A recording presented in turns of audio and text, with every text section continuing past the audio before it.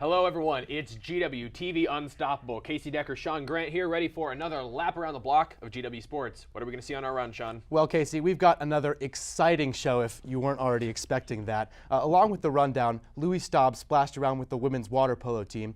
Vrudi Van Katesen got out on a launch with men's rowing, and Colleen Fitzgerald battened down the hatches with the sailing team. As if this weren't enough, I'll get to sit down with Maurice Joseph, the newly re-signed head coach for the men's basketball team. All this on Unstoppable. From the School of Media and Public Affairs at the George Washington University, you're watching Unstoppable with Casey Decker and Sean Grant. Well, basketball season is finally over. It was not our best year, but it wasn't our worst. There were plenty of tough spots. Certainly ending the season by losing a second-round CBI game to a Horizon League team is not the way you want to go out, but there were bright spots too. We've seen that when the fans show up to home games, this team can beat almost anyone. And we've seen young rookie coach Maurice Joseph go from rocky interim coach we all expected not to get re-signed to a real leader who will be heading up GW basketball for the next 5 years. Yeah, and Casey, I think the signing of Maurice Joseph really does bode well for the team. I think he definitely exceeded expectations going into the season. Given the spot he was put in when he was first made the head coach, interim head coach, people didn't, it was tough. He was right at the end of the offseason. It was hard for him to try and create some chemistry right then. But he really exceeded expectations. That 20-15 record, I think, better than we could have hoped for. He did a great job creating chemistry on a team that had so many moving parts and were constantly, changes had to be made all the time. Well, in creating that chemistry, I think is exactly what transitioned him from being someone we didn't really think was going to succeed or come back to being such a good leader. And I think a lot of that has to do with not only is Maurice Joseph a young coach, I think one of the youngest in all of the NCAA, but the team is young too. We lost a lot of seniors last year. We have a lot of freshmen this year. And so it was a young team and a young coach, and it took a little while for them to congeal, but eventually they came together. They won 5 games in a row towards the end of the season. They had a home win against Dayton on senior night, and this is a team that by the end of the year looked like it has a good future. Well, and one of the things that I really like that Coach Joseph does on a regular basis is he creates strong game plans. Whenever you see them going into a game, the way that he kind of tinkered with the lineup from game to game, it always seemed to create kind of a game plan that was effective against the team that they were playing. I would have maybe liked to have seen him make some more in-game adjustments, but as a young team with a young coach, that's something that you could see improving going forward. Well, and I think one of the things that he did, as you mentioned, was he eventually found a more stable lineup. At the beginning of the year, we were seeing him play around with a lot of these new talents, a lot of these different players, and we were seeing guys like Colin Smith getting a lot of playing time. Then towards the end of the year, we barely saw Colin Smith at all. He found a stable starting 5 by the end of the season that was able to win consecutive games,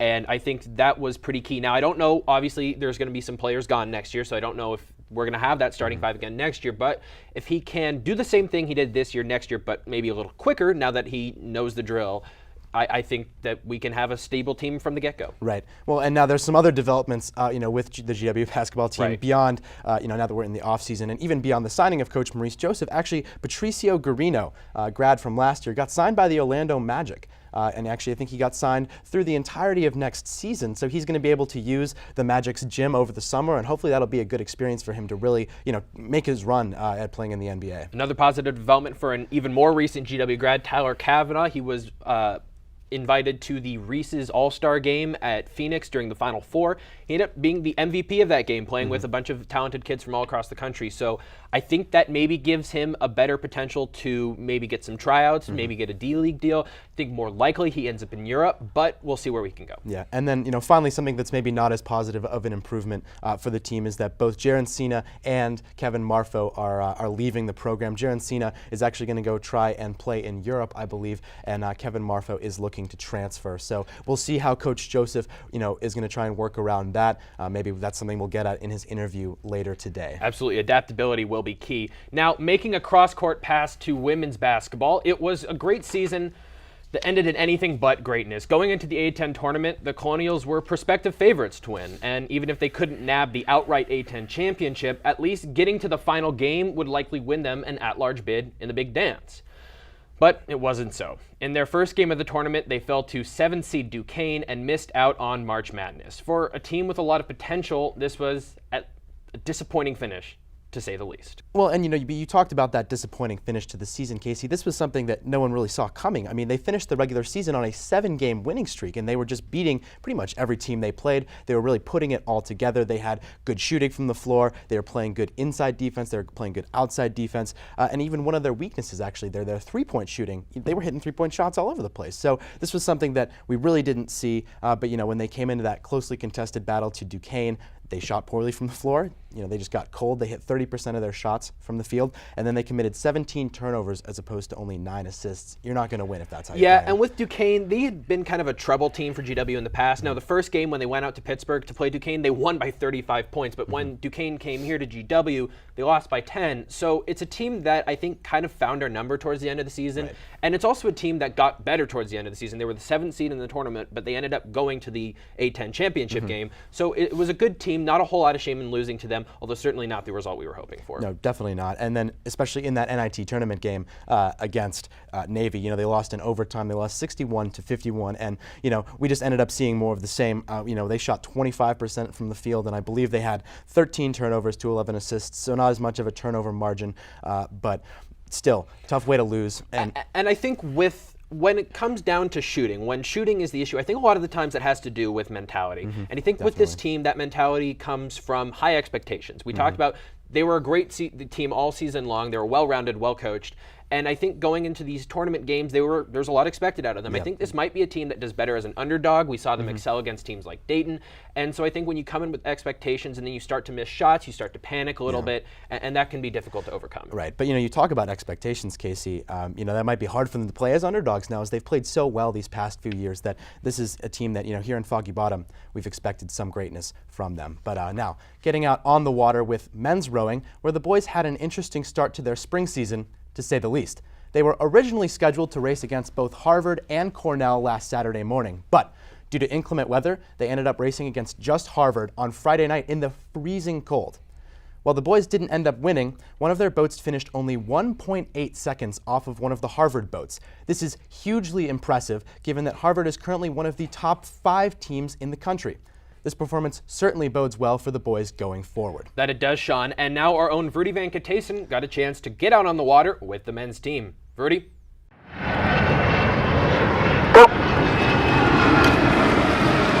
If anyone understands the meaning of teamwork, it's the GW men's rowing team. These 24/7 athletes have worked diligently to move up the national rankings. A typical day usually starts around 6:15 a.m. We grab a snack and then head down for a 6:45 practice. That usually runs about two hours. And then we kind of all race up to our 9:35 classes, and we have class from 9:35 to about 4:30, 5 o'clock.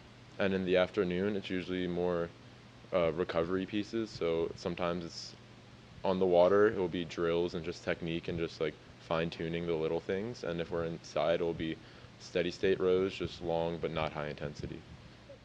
The team has certainly put in a lot of hard work and dedication throughout the week. Let's see if it all pays off here at the GW Invite. For this upcoming weekend, I have every confidence that our boat's going to win every race that we're in. Says senior and captain Brendan Keegans. The GW Invite is special in that it hosts both men's and women's teams from all across the country. Confident about his own team, Coach Mark Davis had this to say. They're mature, they're committed, and they're focused. They have a really clear goal of what they want to accomplish, and they're not going to let anything stop them from reaching that goal. The seniors, they're a great group. There's a large group, there's 12 of them, and while we're replacing them with a large group of incoming freshmen, their spirit will be really hard to replace, and they've also elevated the program. They've taken it to a higher level, which has been really impressive.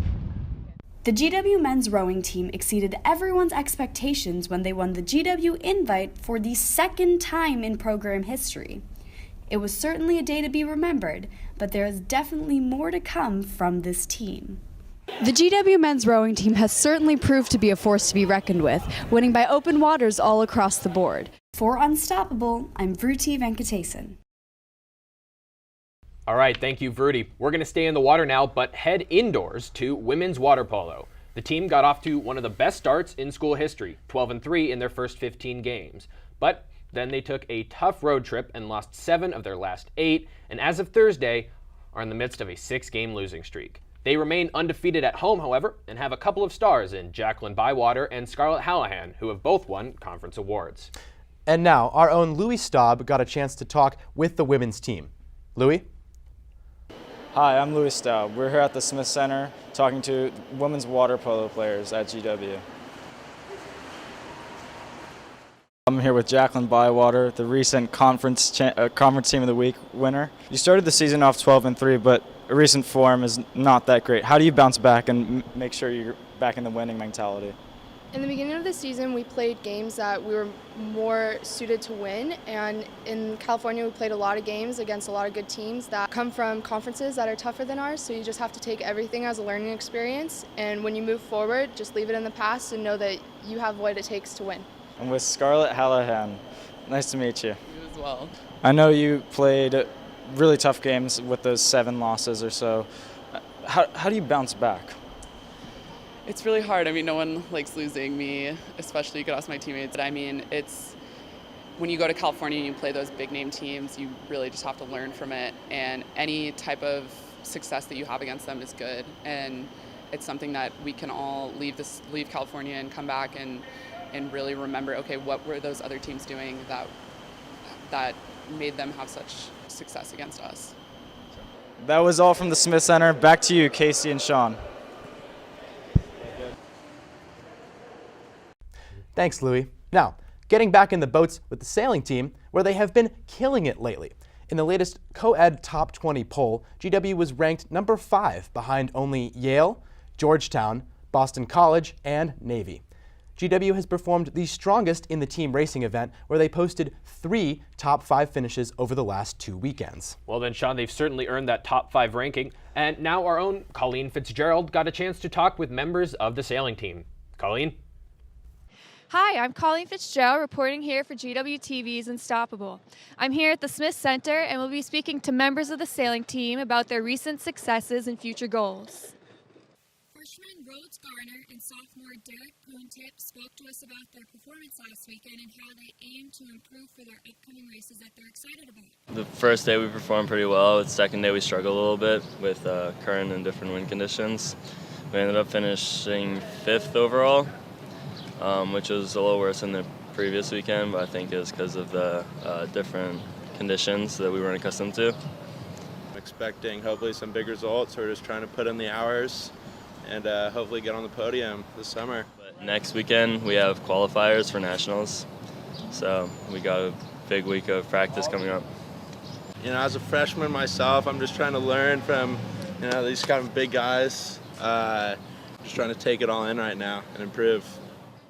Junior Kai Friesica is a role model to look out for this spring. He spoke to us about the importance of leadership as they move forward towards strengthening their team.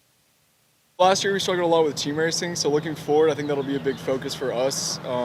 We have a great coach for it. He's in a great position just leaving the college circuit and competing on the world tour. He has a lot of experience to offer us, so that'll be great looking forward to next year.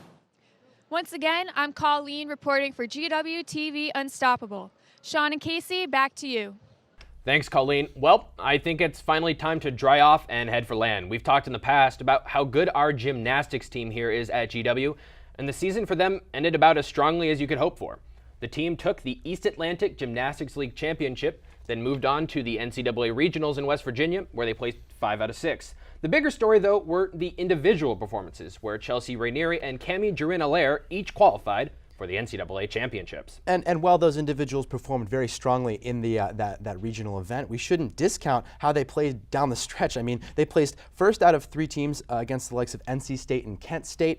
They placed first out of 4 teams against West Virginia, Pittsburgh, and Eastern Michigan. And then finally, they placed first out of 4 teams against Stanford, NC State, and Yale on senior day. Those were the 3 meets for them leading up to the EAGL championship and the regional championship. So, I mean, they were just killing it down the stretch, and they're performing at that high level that we've come to expect for them. Absolutely. And now, while 5 out of 6 at regionals might not sound that great, it was a pretty outstanding performance for them. And like I mentioned before, more importantly were the individual performances moving on to NCAA championships. It's the first time in school history that GW has sent 2 gymnasts to those championships.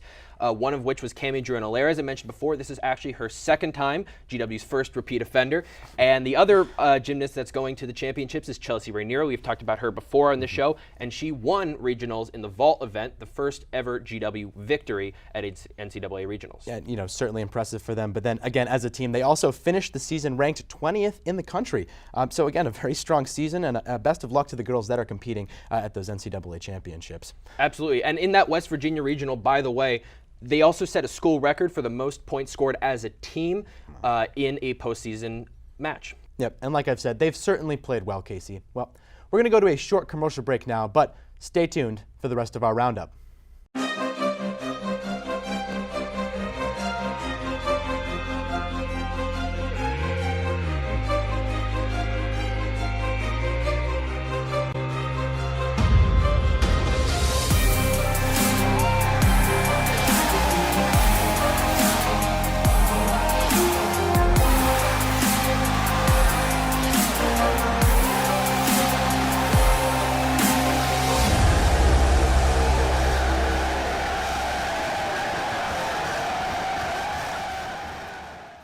Welcome back to Unstoppable. It's finally baseball season here, and things out at Barcroft Park are pretty average right now. The team currently sits at 13-16 overall, 2-3 in conference.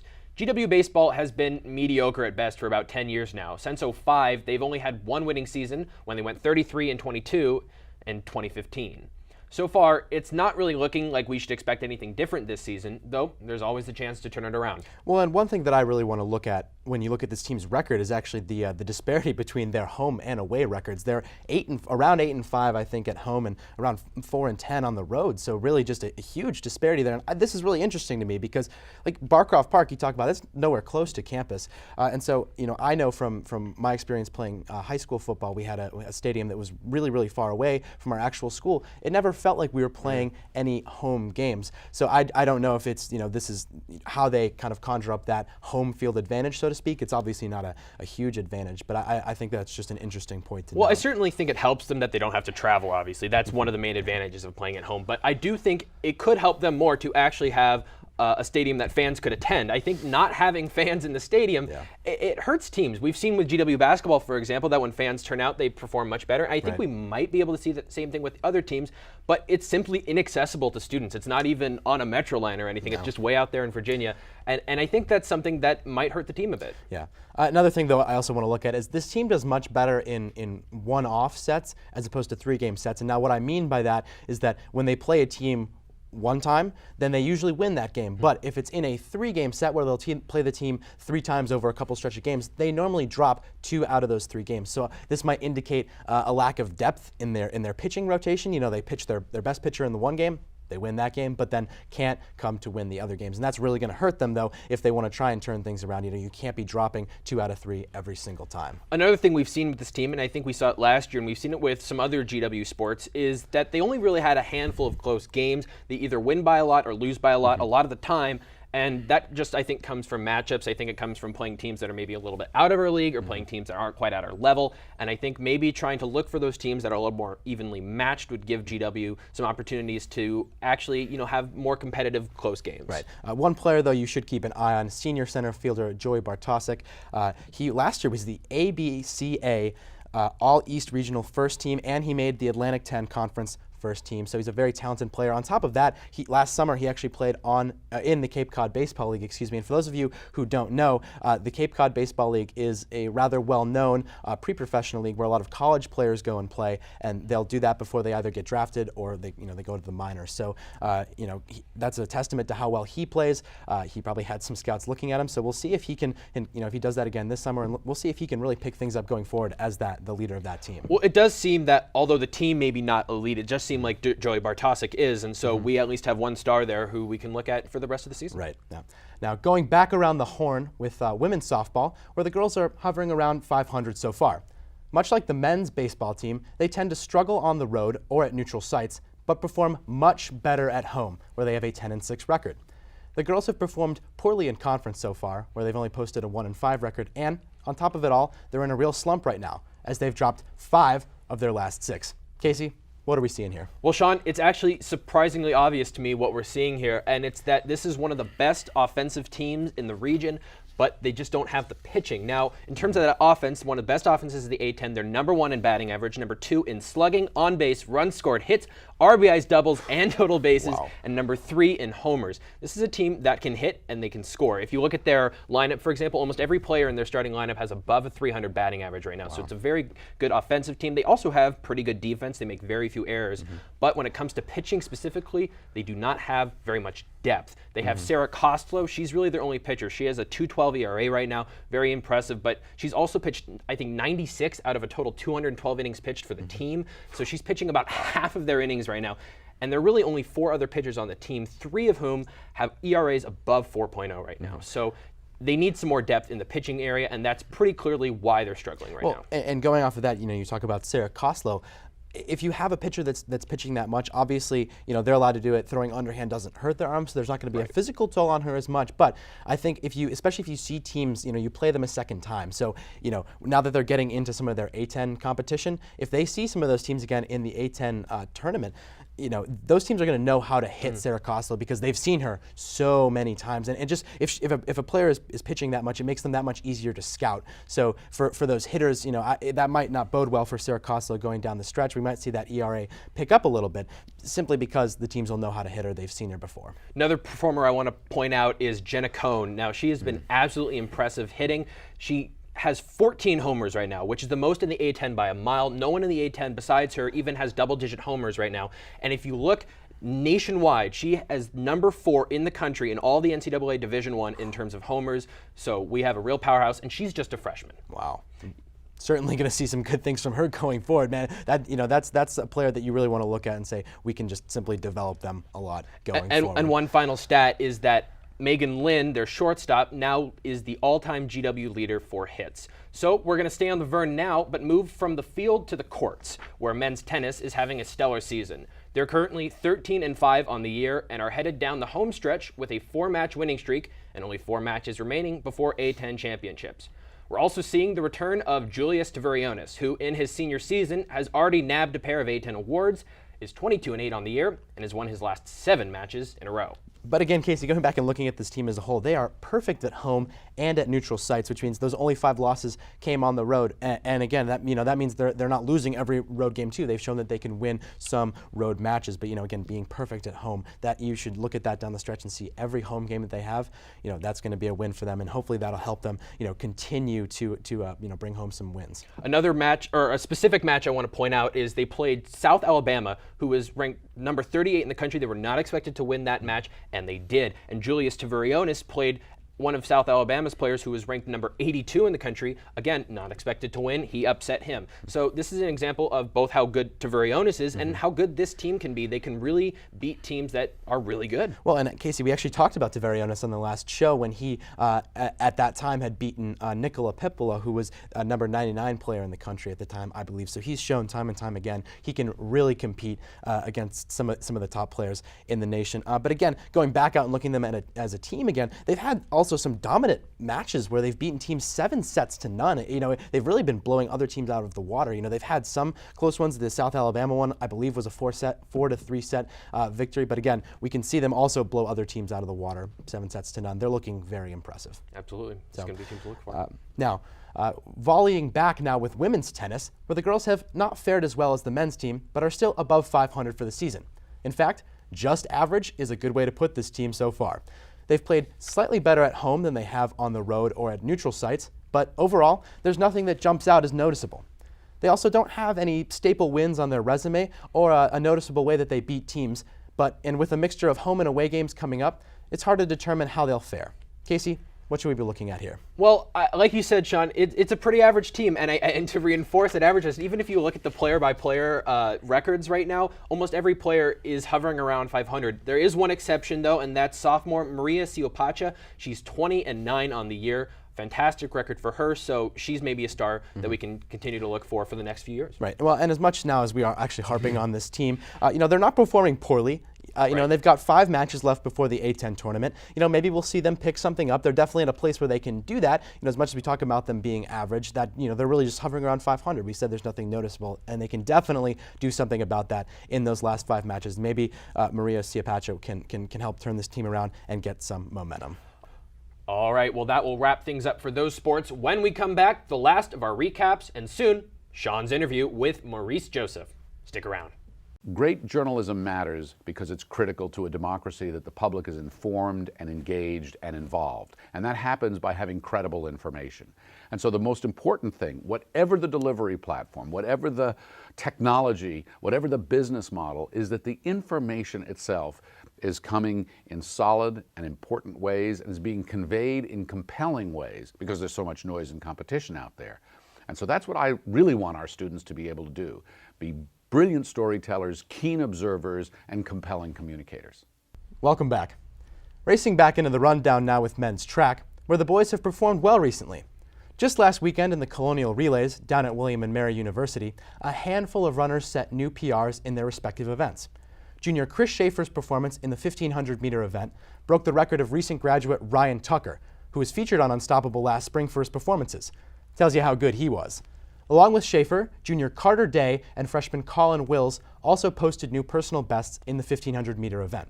Finally, in the 5,000-meter event, our own electric track star and executive producer Andy Weber led 3 other Colonials, who all posted personal records in the event. Quite the productive day for the men, don't you think, Casey? Sounds like it was, Sean. As for the women's team, at the same meet, a number of runners set PRs. In addition, sophomore Hallie Brown set a new program record in the 1,500-meter run. Her time at 4:29.96 demolished the previous record by 12 seconds. That record, by the way, had been set just a week earlier by her teammate, Madison Yerk. At this meet, GW participated only in distance and relay events and did not field a full team. Well, good to see some of those strong individual performances, though, Casey. Now, switching greens and teeing off with the men's golf team, where the boys have had an up-and-down spring so far. After placing well in their first 4 tournaments, the team has placed 12 out of 15 teams, 9th out of 16 teams, and 11th out of 11 teams in their last 3 meets respectively. At this point, it's unclear whether they are playing against a tougher level of competition or if they're just hitting a mid-season slump. But whatever the case may be, they have 2 more tournaments before the A10s at the end of this month. So let's hope they pick it up. And finally, we've got women's lacrosse. The team began the season struggling. They lost their first 5 games. Since then, they've won 2 of 4 and are currently sitting at 2-7 overall, 1-1 in conference. On offense, they're led by Jocelyn Donahue and Cassie Schollenberger, who've combined for roughly half of GW's goals, as well as Michaela Lynch, who has just under a third of the team's assists. Overall, this team is having some difficulty recovering from the loss of a few key seniors and are being outscored 121-75 overall. They have work to do in attacking the net as they simply don't have very many shots on goal, and in defending the net. Their current save percentage is under 500. But there's plenty of season left to go, and they seem to have acquired a modicum of momentum by grabbing their first win, so hopefully conference play has some good news in store. Well, that's it for our rundown now, but please stay tuned because when we come back, I'll get the chance to sit down with Maurice Joseph of the men's basketball team. Raise high. This isn't just our battle cry. It's our call, our challenge. Because when you are called to Washington, you are called to higher expectations, to a higher standard. We are called here to advance knowledge, to serve society, to change the world. This is the George Washington University, and what we make is history. So stand up, be bold, take risks, press on, push harder, raise high. In a season that began with such uncertainty and finished with many positives for the future, along with a few question marks, interim head coach for the men's basketball team, Maurice Joseph, was a consistent, steadying force. After being named the interim head coach with only a week left in the offseason following the Mike Lonergan incident, Coach Joseph stepped into his new role with confidence. He immediately began constructing chemistry on a team with a couple of veterans, a few transfers, and a budding group of freshmen. Despite enduring several tough losses over the course of the season, Coach Joseph led the young team to a 20-15 record that should inspire a lot of hope for the future. Coach Joseph joins me now. Coach, thanks for being here. Thanks for having me, man. So jumping right into it now, how do you feel about the way that your team's performed this year? Well, I was really encouraged. I thought that obviously, it could have been a really shaky year, but I credit our guys for being resilient and really just focusing on the season and limiting all distractions, and was really happy about the grit that they showed throughout the course of the year. When you think about us, winning games after being down 18, down 15, and so we showed a lot of grit, a lot of resiliency, and I'm proud of how our guys just responded to adversity, and that shows a lot of toughness. Well, talking about adversity and grit, what was the toughest loss for you for this season, personally? I think the VCU loss for everyone, it kind of stands out, the way we lost on a call that probably shouldn't have gone that way, but a non-reviewable type of call. But so that was easily the toughest loss, just because of the whole atmosphere involved with it, right? The whiteout, the sellout crowd. After the way VCU beat us handily in their gym, and we executed our game plan really well. Then Utah hit that big shot in the corner at the end. So there's a lot of reasons why I felt we should have won that game, but unfortunately it didn't go our way. But that was a tough one to handle. But again, talk about adversity and resiliency. Our guys really handled that well, and then bounced back and beat a tough Bonnie's team in our gym. I think 2 or 3 days later. So just goes to show what kind of character we had in our team. So I was really proud of our fight. Yeah. Going off of that, how about the best win? The best win, I think the best win was Dayton. Obviously, again, with the variables surrounding it, being senior night, Tyler and Matt's last game in Smith, them just cutting down the nets and being crowned regular season champions, and then the way we came out. I think we hit our first 9 shots maybe, and we were on fire. And so just a great way to send those guys off because they deserved it. So I think that was our best win this year. Okay. What was one thing that you wish you could have changed at the beginning of the season? Hindsight's always 20/20, but now looking back at it, what do you think you would have changed at the beginning of the season? I think from an X's and O's standpoint, could have done some things a little differently to get us going in a smoother direction. But again, the young guys didn't have the experience that they had midway through the conference season when we were able to change some X's and O's things. So hindsight's 20/20, like you said, but some X's and O's things, some concepts offensively, just different sets that could have set up guys like Jair and Smitty and Toro a little better early on. I probably would have changed some of those things earlier. Okay. Well, now going off of that, I think one of the strongest parts of your coaching style is the game plans. I think it's very noticeable that when you go into a game, that starting rotation you have is effective immediately. What goes into your thought process when you're making kind of those the lineup changes that are going to bring chemistry to the team? Well, it's a lot of time. It's a lot of sleepless nights. I'll tell you that. It's just really hunkering down with the staff, looking at what we have, looking at what the other team has, trying to figure out how they play, and then how can we best, counteract that, whether it be on offense or defense. And it really just is a lot of time and kind of just watching and brainstorming and figuring things out. And winning is hard. Every 40-minute game takes about 20, 30 hours of watching film and getting it together. But that's what we need to do, and that's what we're used to, and that's how we've always done it.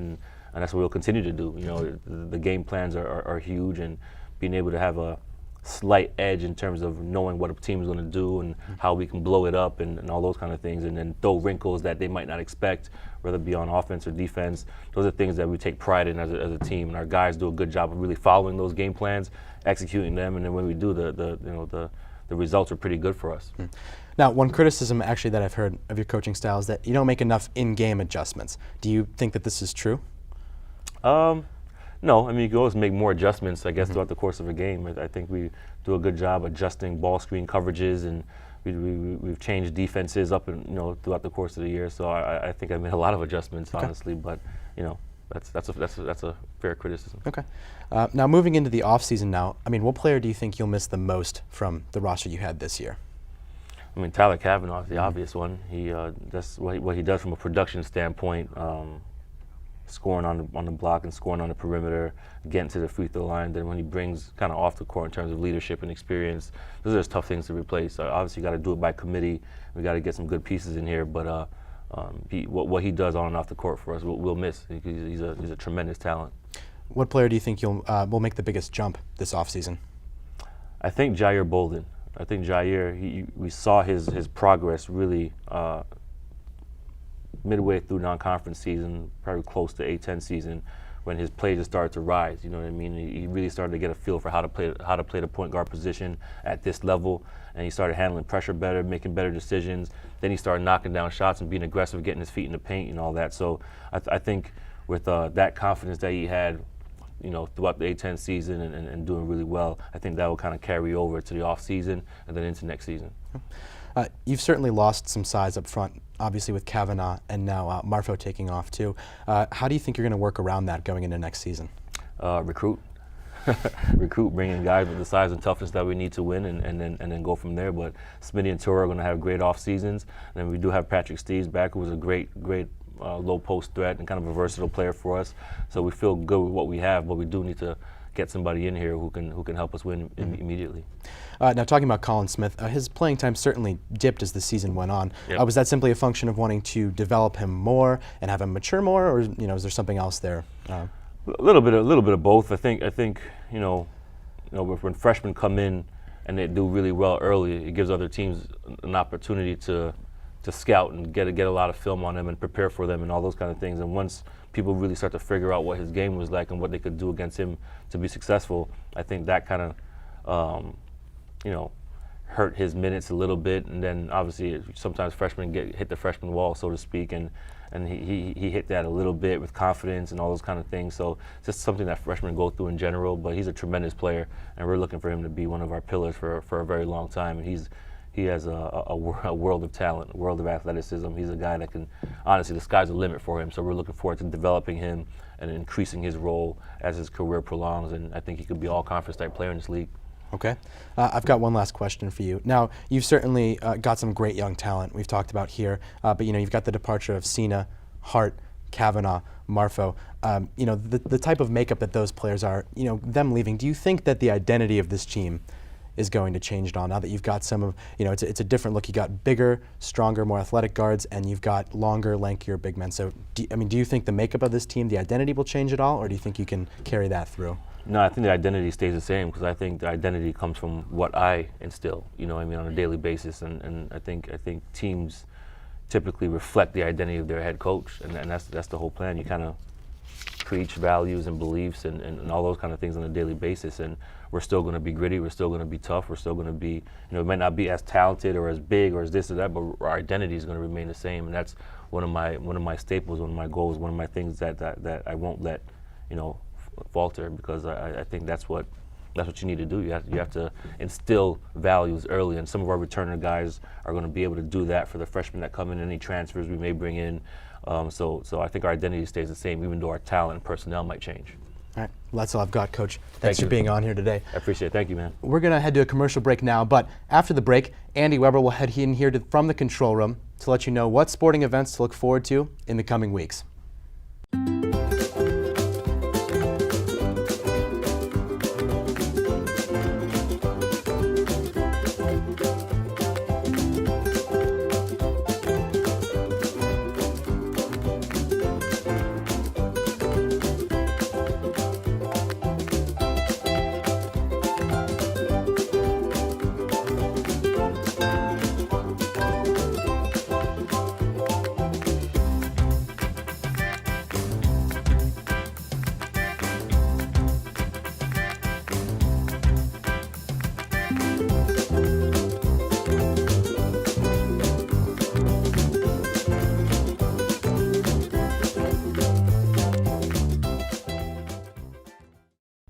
Welcome back. Andy Weber, our executive producer, joins us now at the desk. Andy, what game should we be getting ready for? Hey guys, as you mentioned, it's both baseball and softball season.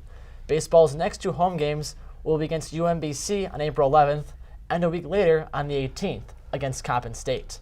Both games will be played at Barcroft Park in beautiful Arlington, Virginia. At the Vern, softball will clash with Delaware State on April 11th and the St. Louis Billikens on April 15th. Lacrosse will face VCU on the 15th, followed by Duquesne on the 23rd. And last but never least, G-Dub tennis. The men and women will both compete on April 22nd. The men will play Fordham, and the women will play Mason. Well, thanks for illuminating us there, Andy. Well, that's all we have for you today, folks. Thanks for tuning in. One quick note for me, this will be my last time behind this anchor desk. I'll be transitioning into a new role as moderator of Colonial Crossfire, so next time you tune into Unstoppable, there will be a new face here next to Sean, but I'll still be around for our live coverage events on Facebook, so I will be looking forward to those. Well, and now there's not often times that we as anchors get to go off script and say what we would like. But Casey, I certainly speak for myself. I think I speak for Andy as well, and everyone that's worked with you on Unstoppable, that it's been an absolute pleasure, especially for my part. I think you and I have had some incredible chemistry, and it's been fantastic sitting up at this anchor desk working with you. So thank you so much. It's been so much fun working with you guys. To add my own thing, it's really been a big project, this entire show. It was definitely a rough start, but through the entire thing, you were there with us, teaching us something. I think you learned some stuff yourself. But all in all, it's just been a great few months with you, Casey, and thank you for helping us start this and reboot this wonderful show. Thank you both so much. I owe a lot to you guys. And as for all of you Unstoppable fans, make sure to like GWTV on Facebook and follow the show on Twitter at GWTV Unstoppable. For all of the Unstoppable crew, we'll see you next time.